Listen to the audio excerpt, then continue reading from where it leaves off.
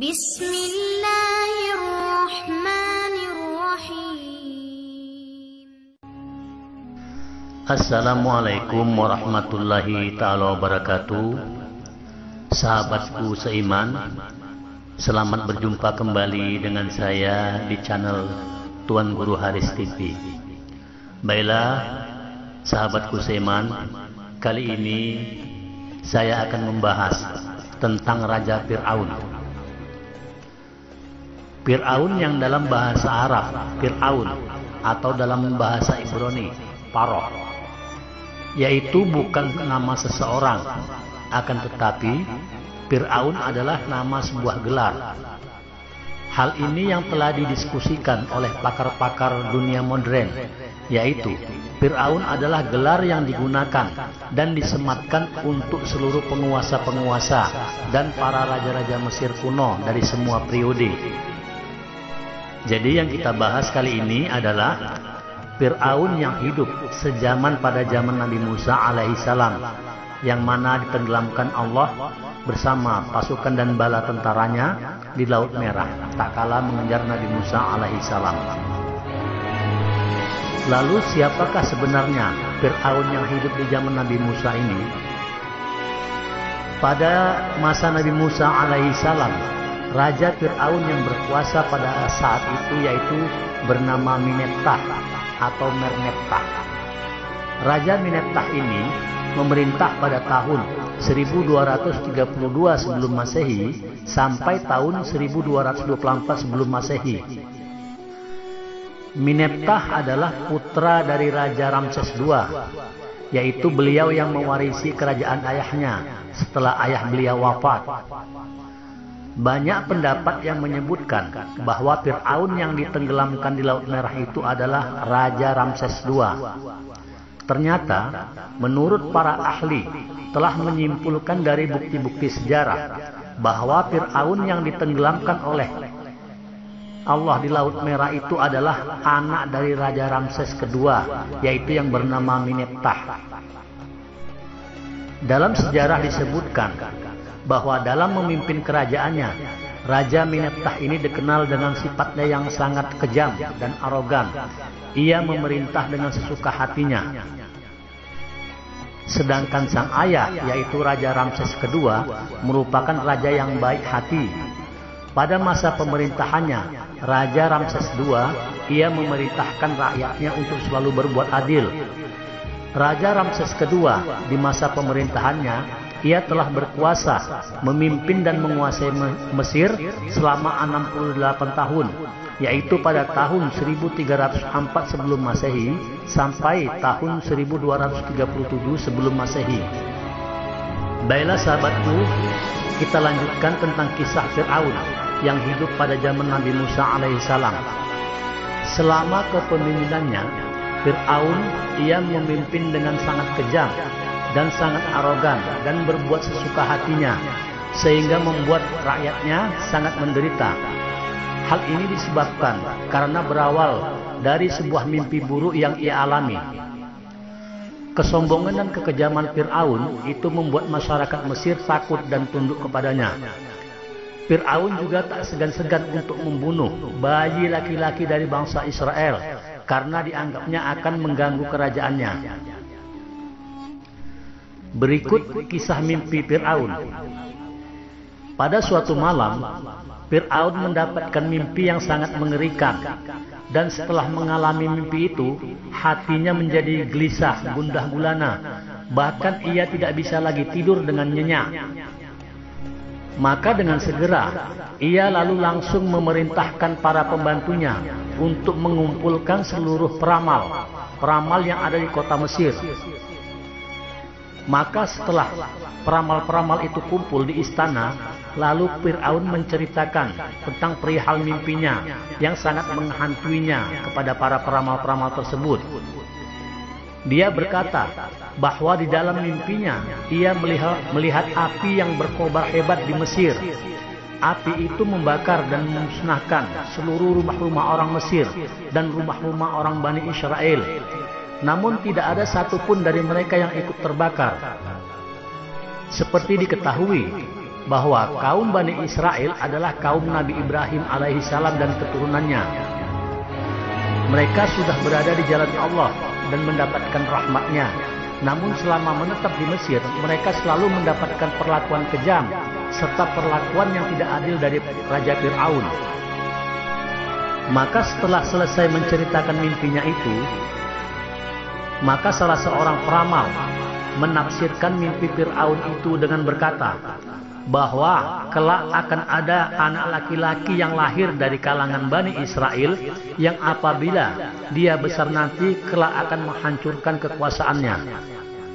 Maka Fir'aun pun merasa marah dan heran, bagaimana mungkin kaum Bani Israel akan bisa mengalahkannya, sementara selama ini di mata Fir'aun Bani Israel adalah kaum yang lemah dan tidak punya daya apapun. Lantas mulai saat itu Fir'aun memerintahkan kepada pasukan kerajaan untuk membunuh setiap bayi laki-laki yang lahir dari kalangan Bani Israel. Begitulah kelakuan dan kekejaman Fir'aun. Bahkan sampai akhir puncak kekurang ajarannya, dia memaksa rakyatnya untuk mengakui bahwa dirinya adalah Tuhan. Maka pada waktu itu Musa masih bayi. Lalu ibu Nabi Musa membuat sebuah siasat agar bayinya selamat daripada pembunuhan Fir'aun. Aminah ibu Nabi Musa yaitu membuat sebuah peti dan menghanyutkan bayinya di sungai Nil, yaitu dengan niat agar tidak dibunuh oleh bala tentara dan pengawal Fir'aun. Tindakan yang dilakukan oleh ibu Musa itu yaitu karena ia telah mendapat ilham dari Allah Subhanahu wa taala yang tercantum di dalam Al-Qur'an, yaitu pada surat Al-Qasas ayat 7 yang berbunyi sebagai berikut.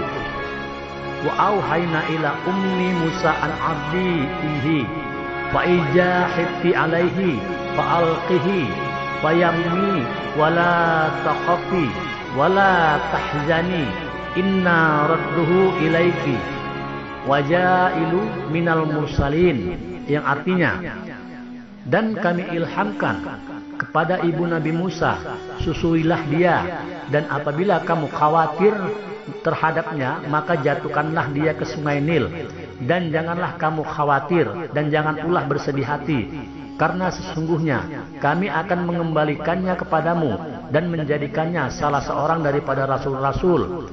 Quran surat Al-Qasas ayat 7.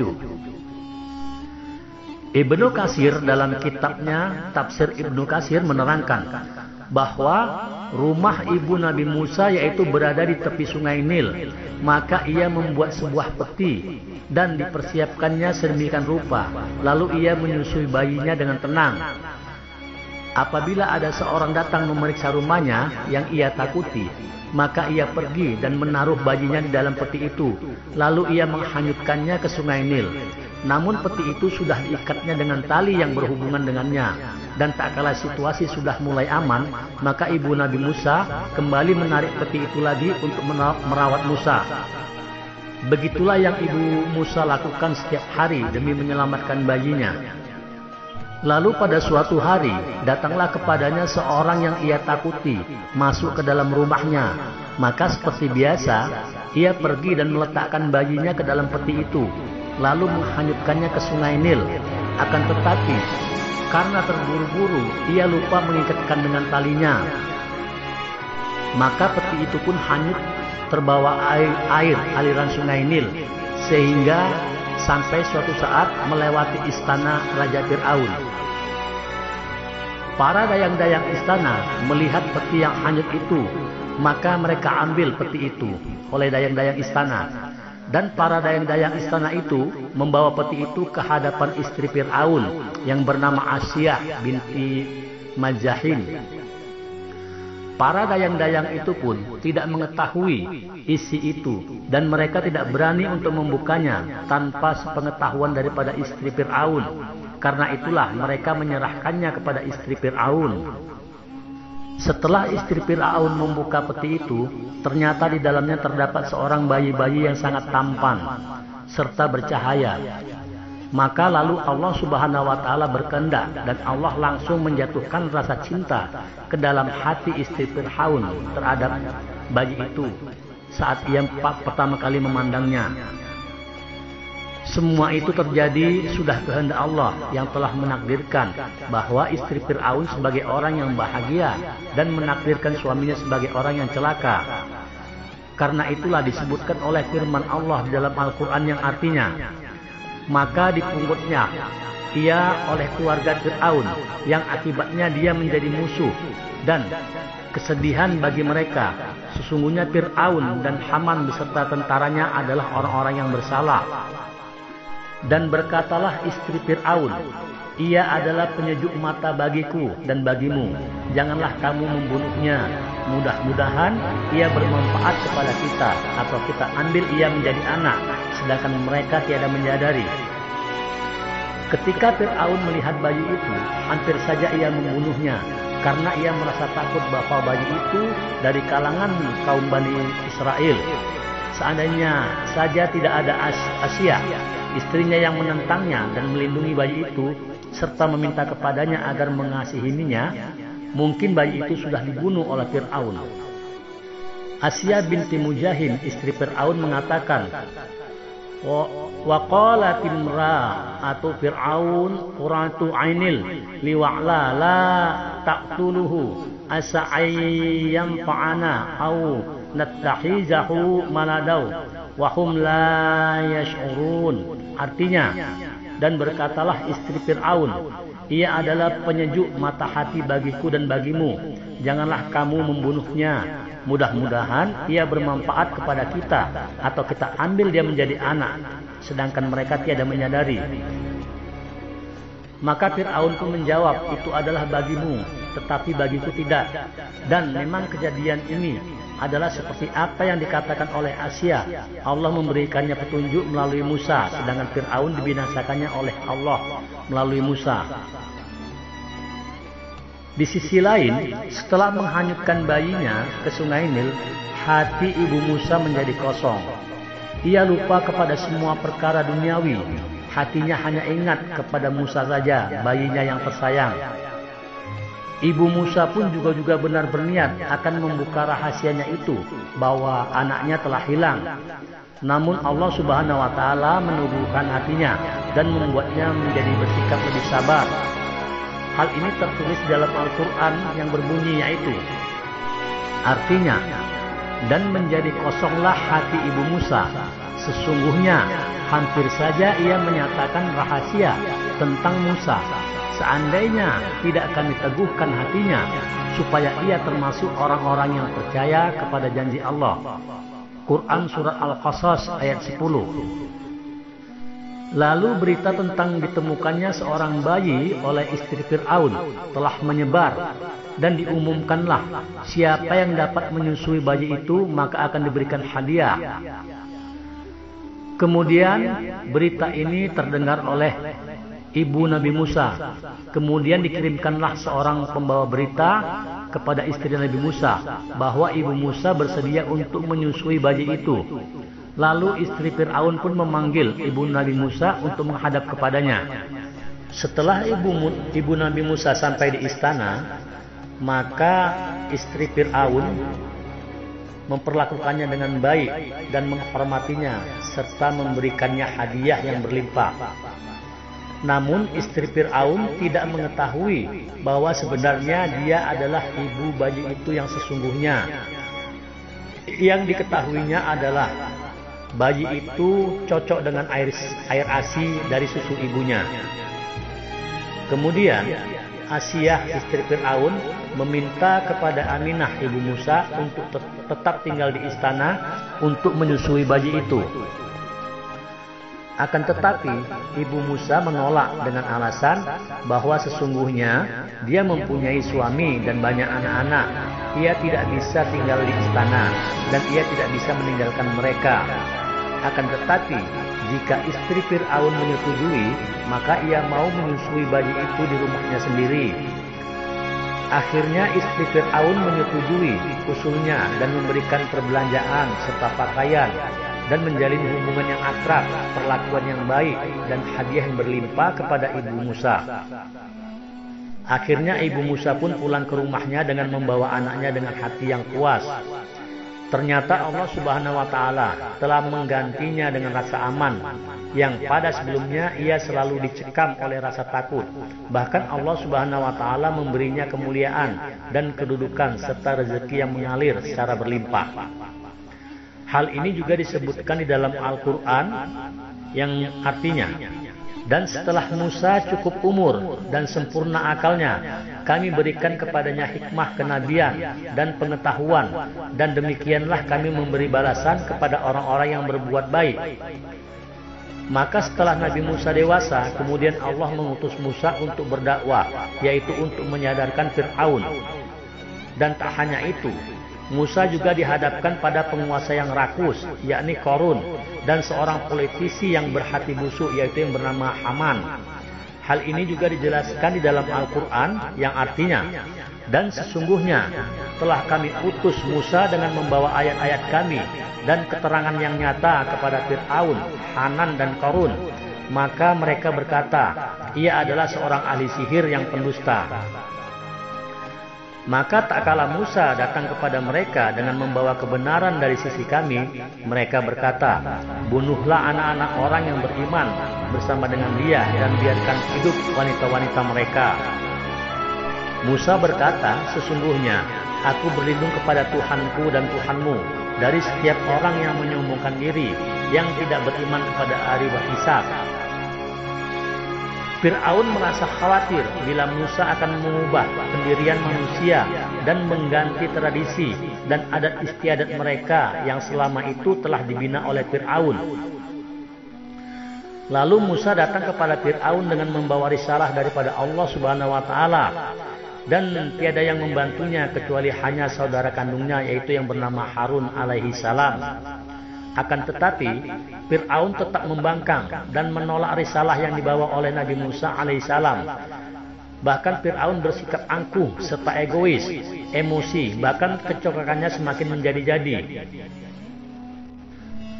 Bahkan Fir'aun mengaku-ngaku hal yang tidak pantas bagi dirinya, yaitu ia berani berbuat kurang ajar terhadap Allah Subhanahu wa Ta'ala, serta menghina dan menganiaya golongan orang-orang yang beriman dari kalangan kaum Bani Israel. Akan tetapi Allah Subhanahu wa Ta'ala memelihara rasulnya, yaitu Nabi Musa dan Nabi Harun, serta meliputi keduanya dengan pertolongannya dan menjaga dengan kekuasaannya. Lalu Fir'aun pun menantang Nabi Musa untuk memperlihatkan bukti jika ia benar merupakan utusan daripada Allah Subhanahu wa Ta'ala.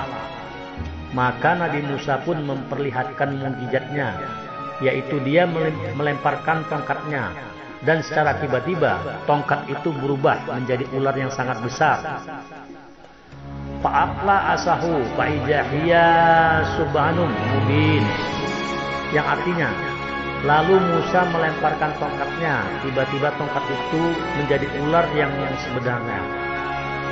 Selain itu, tangan Nabi Musa menjadi putih bercahaya.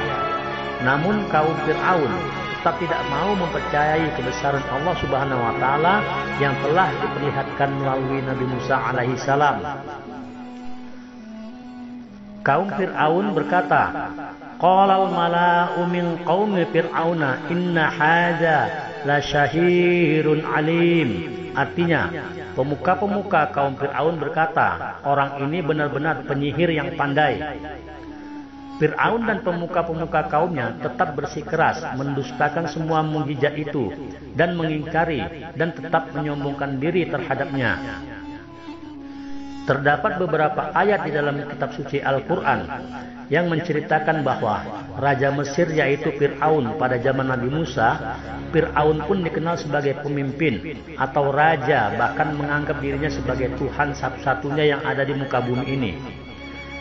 Rakyat yang berada dalam kekuasaannya pun harus benar-benar mempercayainya bahwa Fir'aun adalah Tuhan yang harus disembah. Karena Fir'aun beranggapan bahwa ia bisa mengabulkan apa yang diinginkan rakyatnya dengan harta yang ia miliki. Fir'aun pun mengklaim bahwa dirinya pun adalah Tuhan. Pernyataannya tersebut bahkan ditulis dalam Al-Quran, yaitu di dalam surat An-Najiat ayat 24 yang berbunyi, wa qala ana rabbukumul a'la, dan dia berkata, akulah Tuhanmu yang tertinggi. Lalu apakah Fir'aun mengaku menciptakan langit dan bumi serta sanggup menghidupkan dan mematikan rakyatnya? Tentu saja tidak. Marilah kita simak dari dalil Al-Quran ini. Musa berkata, sesungguhnya kamu telah mengetahui bahwa tiada yang menurunkan mukjizat-mukjizat itu kecuali Tuhan yang memelihara langit dan bumi sebagai bukti-bukti yang nyata. Quran Surah Al-Isra ayat 102. Fir'aun juga mengaku bahwa ia tidak bisa mendatangkan manfaat dan menolak bala yang datang pada zaman dahulu. Hal ini terbukti yaitu ketika Allah Subhanahu wa Ta'ala mendatangkan bala berupa kutu, katak, dan air, dan minuman pun menjadi darah. Lalu Fir'aun pun tidak bisa berbuat apa-apa. Bahkan Fir'aun mendatangi Nabi Musa alaihi salam agar diselamatkan dari azab yang menimpanya. Dan ketika mereka ditimpa azab yang diterangkan itu, mereka berkata, "Hai Musa, mohonkanlah untuk kami kepada Tuhanmu dengan perantara kenabian yang diketahui Allah ada pada sisimu. Sesungguhnya, jika kamu dapat menghilangkan azab itu dan pada kami, pasti kami akan beriman kepadamu dan akan kami biarkan Bani Israel pergi bersamamu." Maka setelah Nabi Musa memperlihatkan mukjizatnya, lalu Fir'aun pun pernah meminta bantuan kepada para tukang sihir untuk mengalahkan mukjizat Nabi Musa alaihissalam. Dan dia minta pendapat para pejabat-pejabat tertinggi yang ada di dalam negerinya untuk mengungguli mukjizat Nabi Musa alaihissalam. Lalu Fir'aun berkata kepada pembesar-pembesar yang berada di sekelilingnya, "Sesungguhnya Musa ini benar-benar seorang ahli sihir yang pandai. Ia hendak mengusir kamu dari negerimu sendiri dengan sihirnya. Maka karena itu, apakah yang akan kamu anjurkan?" Quran Surah Asy-Syu'ara ayat 40. Allah Subhanahu wa Ta'ala memberikan mukjizat kepada Nabi Musa alaihissalam, yaitu berupa tongkat. Tongkat itulah yang membantu Nabi Musa alaihissalam dalam menyelamatkan kaum Bani Israel. Dikisahkan dalam berbagai riwayat bahwa tongkat Nabi Musa alaihissalam dapat merubah menjadi ular yang saat melawan penyihir kerajaan. Pukulan tongkatnya juga bisa mengeluarkan air saat Nabi Musa alaihissalam dan kaumnya hidup di gurun yang tandus. Hingga tongkat itulah yang ia gunakan untuk membelah Laut Merah saat dalam kejaran pasukan Fir'aun. Lalu pada suatu hari, Fir'aun mengundang seluruh penyihir yang terkuat dan yang terkenal di Mesir untuk melawan Nabi Musa alaihissalam. Peperangan itu digelar di aula kerajaan dan disaksikan oleh rakyat pada waktu itu. Kisah Nabi Musa alaihissalam dan para penyihir kerajaan ini diceritakan dalam Al-Quran, yaitu di dalam surah Al-A'raf. Dan Musa berkata, "Hai Fir'aun, sesungguhnya aku ini adalah seorang utusan dari Tuhan semesta alam. Wajib atasku tidak mengatakan sesuatu terhadap Allah kecuali yang hak. Sesungguhnya aku datang kepadamu dengan membawa bukti yang nyata dari Tuhanmu. Maka lepaskanlah Bani Israel pergi bersamaku." Quran Surah Al-A'raf ayat 104 sampai dengan 105. Fir'aun menjawab, "Jika benar kamu membawa suatu bukti, maka datangkanlah bukti itu. Jika betul kamu termasuk orang-orang yang benar." Quran Surah Al-A'raf ayat 106. Maka Musa menjatuhkan tongkatnya.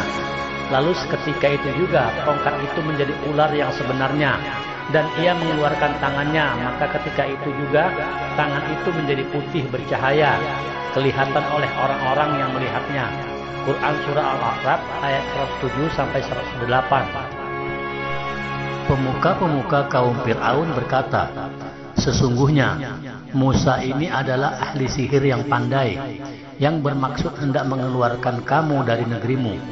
Fir'aun berkata, "Maka apakah yang kamu anjurkan?"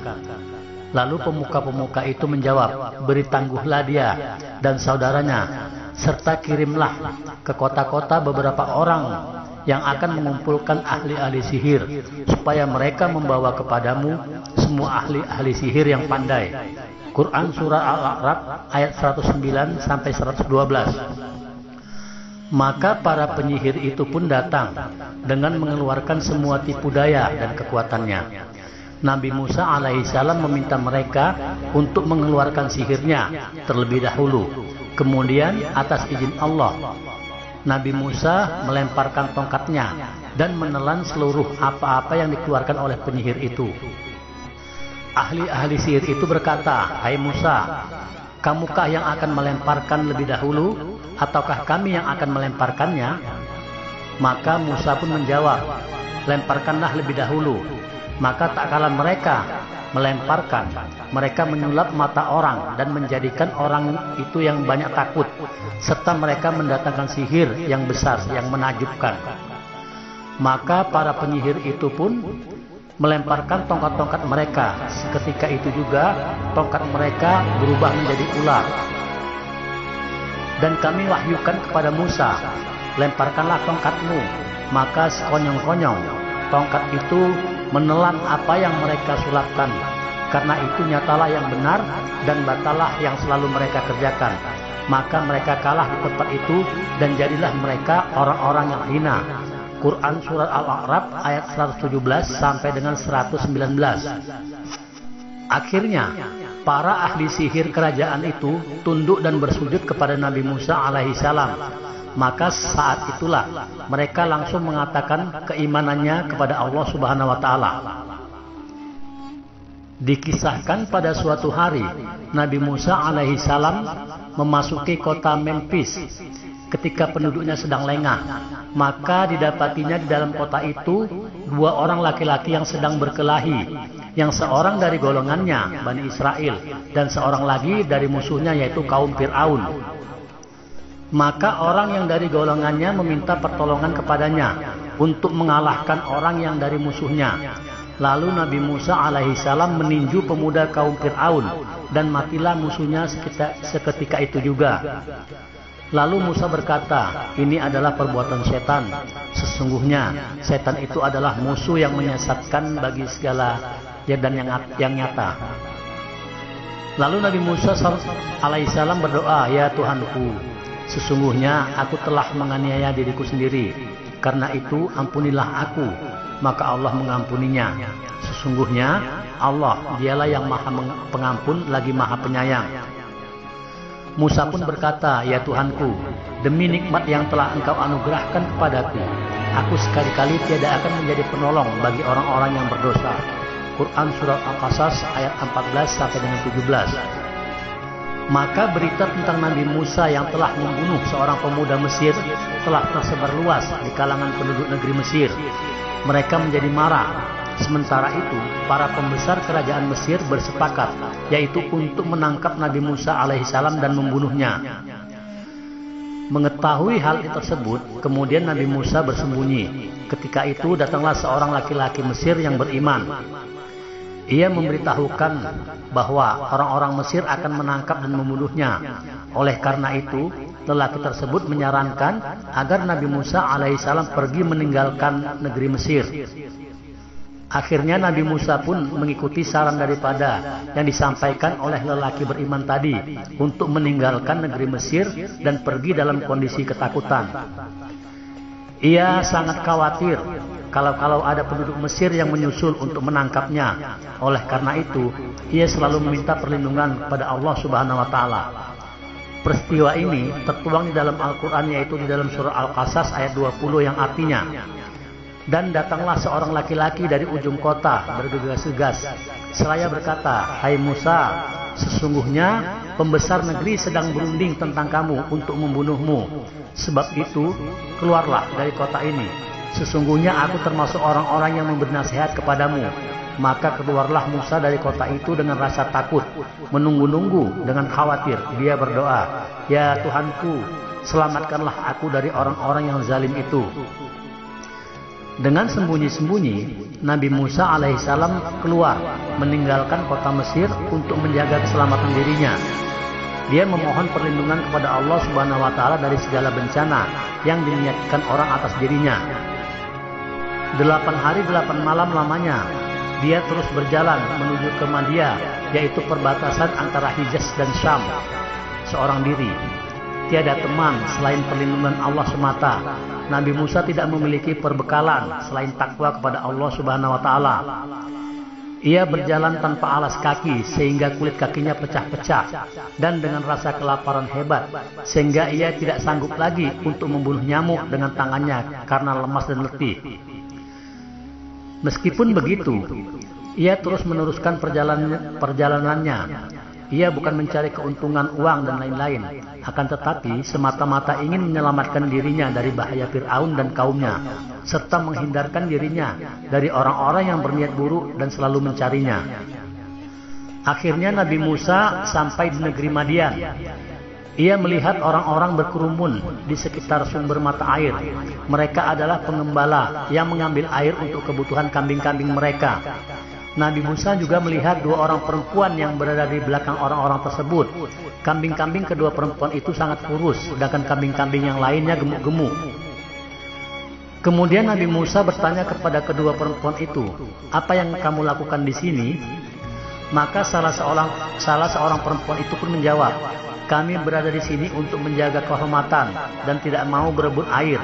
Kami harus bersabar hingga semua orang selesai mengambil air. Setelah itu, barulah kami mengambil air untuk kambing-kambing kami. Bapak kami sudah tua sehingga tidak mungkin datang ke sini." Kisah ini diceritakan dalam Al-Quran, yaitu dalam surah Al-Qasas ayat 24, yaitu yang artinya, "Dan tak kala ia sampai di sumber air di negeri Madian, ia menjumpai di sana berkumpullah orang-orang yang sedang meminumkan ternaknya, dan ia menjumpai di belakang orang banyak itu, yaitu dua orang perempuan sedang menghambat ternaknya. Musa berkata, 'Apakah maksudmu dengan berbuat begitu?' Maka kedua perempuan itu menjawab, 'Kami tidak dapat meminumkan ternak kami sebelum pengembala-pengembala itu memulangkan ternaknya, sedangkan bapak kami adalah orang yang telah lanjut umurnya.' Nabi Musa pun menolong kedua perempuan itu. Ia mengambilkan air untuk kambing-kambing mereka. Pada hari itu, kedua perempuan itu dapat pulang lebih awal. Ketika sampai di rumah, maka bapak mereka, yaitu Nabi Syuaib, keheranan. Kedua anaknya menceritakan kejadian itu, yaitu kepada Nabi Syuaib. Nabi Syuaib menyuruh putrinya untuk menemui Nabi Musa. Maka Musa memberi minum ternak itu untuk menolong keduanya. Kemudian dia kembali ke tempat yang teduh lalu berdoa, 'Ya Tuhanku, sesungguhnya aku sangat memerlukan sesuatu kebaikan yang Engkau turunkan kepadaku.' Quran Surah Al-Qasas ayat 25.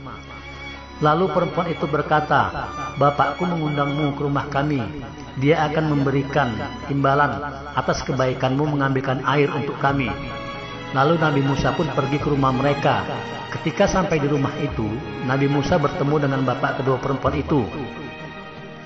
Nabi Syuaib sangat berterima kasih kepada Nabi Musa. Nabi Musa menceritakan tentang alasannya ia pergi dari Mesir. Maka Nabi Syuaib pun berkata, 'Janganlah engkau takut. Engkau telah selamat dari orang-orang yang zalim itu.' Nabi Musa tinggal beberapa lama di Madian sebelum akhirnya kembali ke Mesir. Nabi Musa kini tinggal bersama keluarga Nabi Syuaib. Semakin hari hubungan mereka semakin membaik. Dan seorang putri Nabi Syuaib menginginkan agar Nabi Musa bekerja dengan mereka. Lalu Nabi Syuaib mengerti benar perasaan anaknya kepada Nabi Musa.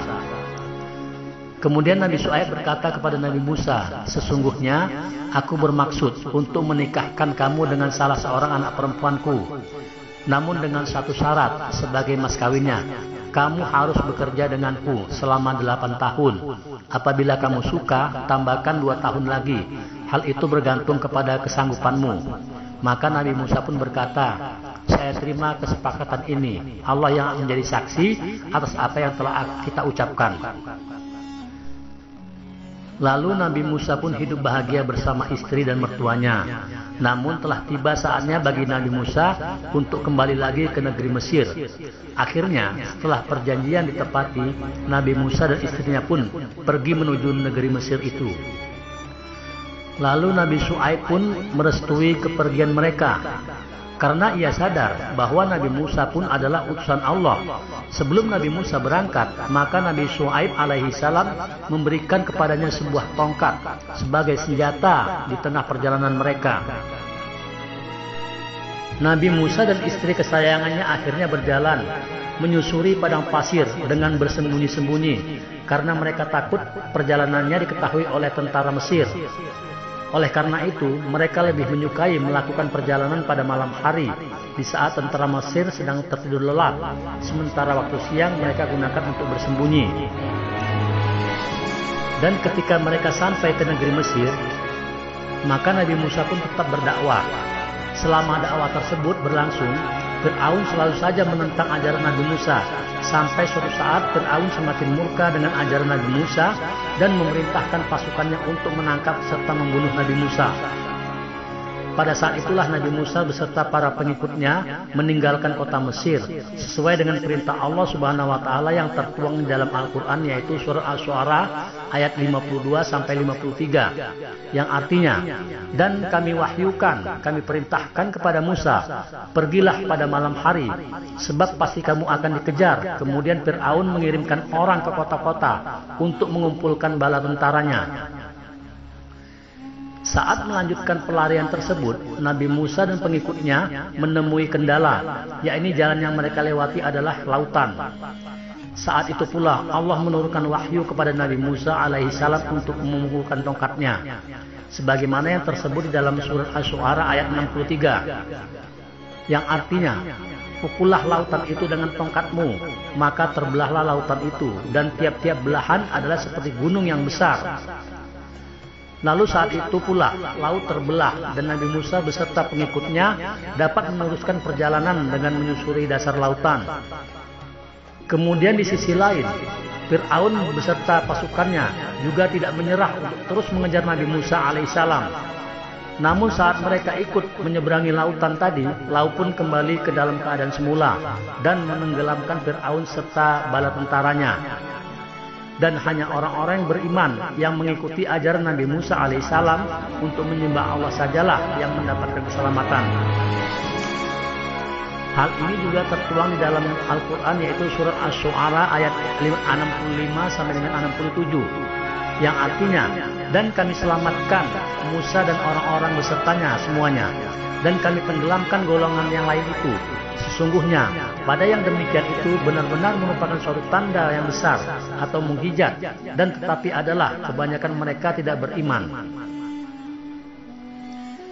Kisah itu bermula dari kejaran para bala tentara Fir'aun yang ingin menangkap Nabi Musa dan umatnya. Namun saat mencari jalan pergi, mereka terjebak di ujung perjalanan dengan laut, sehingga tak ada jalan lagi kecuali melewati laut. Akhirnya Nabi Musa alaihissalam memukul tongkat tersebut ke tanah hingga membelah lautan. Nabi Musa dan pengikutnya pun berjalan di tengah-tengah laut yang terbelah tersebut. Dan sesungguhnya kami telah mewahyukan kepada Musa, pergilah bersama hamba-hambaku Bani Israel pada malam hari, dan pukullah, buatlah untuk mereka jalan yang kering di laut itu. Engkau tidak perlu takut akan tersusul, dan tidak pula khawatir akan tenggelam. Para pasukan Fir'aun pun mengikuti Nabi Musa ke dalam lautan, namun mereka malah ditenggelamkan oleh Allah Subhanahu wa taala. Kemudian Fir'aun dengan bala tentaranya mengejar mereka, tetapi mereka digulung ombak laut yang menenggelamkan mereka. Selain itu, mukjizat Nabi Musa juga Allah firmankan dalam surat Asy-Syu'ara ayat 60 sampai 66. Allah Subhanahu wa taala berfirman bahwa para pasukan Fir'aun ikut masuk ke dalam lautan dan membuat pengikut Nabi Musa ketakutan. Namun Nabi Musa alaihissalam menenangkan umatnya karena Allah Subhanahu wa taala telah memberi petunjuk. Fir'aun dan pasukannya akhirnya ditenggelamkan di Lautan Merah.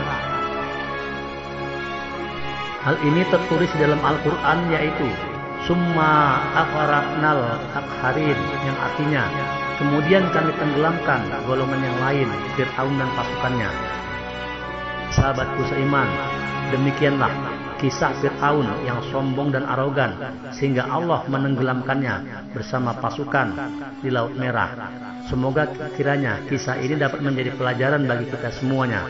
Wabillahi taufiq wal hidayah. Assalamualaikum warahmatullahi wabarakatuh.